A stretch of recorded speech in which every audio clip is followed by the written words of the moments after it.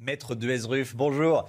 Merci d'être avec nous dans ce journal de 6h30 sur CNews. Avocate spécialiste du droit du travail. Qu'est-ce qui se passe si un salarié n'a pas son passe sanitaire valide? Si, quand on le scanne, bim, il y a une petite lumière rouge qui apparaît au lieu de verte. Tout simplement, il ne veut plus être en contact avec le public. Donc, soit il est affecté à des tâches qui ne nécessitent pas d'être en contact avec le public, soit il pose des jours de congés payés, des jours de repos conventionnels.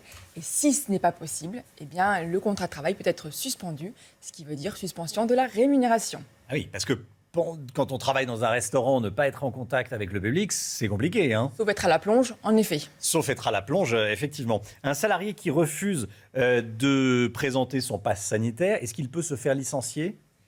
Alors, ce n'est pas autorisé. Vous avez vu un petit cafouillage, un petit revirement. Ce n'est pas autorisé maintenant. On sait que les dirigeants, les chefs d'établissement et leurs conseils peuvent faire preuve d'ingéniosité et décider que l'absence prolongée du salarié entraîne une désorganisation et donc peut provoquer à terme le licenciement. Ce n'est pas une conséquence directe de l'absence de passe sanitaire qui va entraîner le licenciement. Pour autant, on peut s'attendre à ce qu'il y ait des conséquences pour les salariés.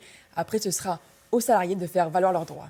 Qu'est-ce que vous conseillez aux employeurs de faire preuve d'aller au dialogue plutôt ? Alors, c'est ce que préconise le ministre. Olivier Véran préconise de la souplesse, de la pédagogie. Il laisse un petit peu de temps. On sait quand même qu'il ne va pas avoir beaucoup de temps parce que la pression est quand même très forte sur le personnel français pour se mettre à la page au niveau vaccinal. Merci beaucoup, maître. Merci d'être venu ce matin sur le plateau de la matinale. Très bonne journée à vous. Retour sur cette histoire très largement relayée sur les réseaux sociaux ce week-end. L'histoire d'une jeune femme harcelée depuis des mois.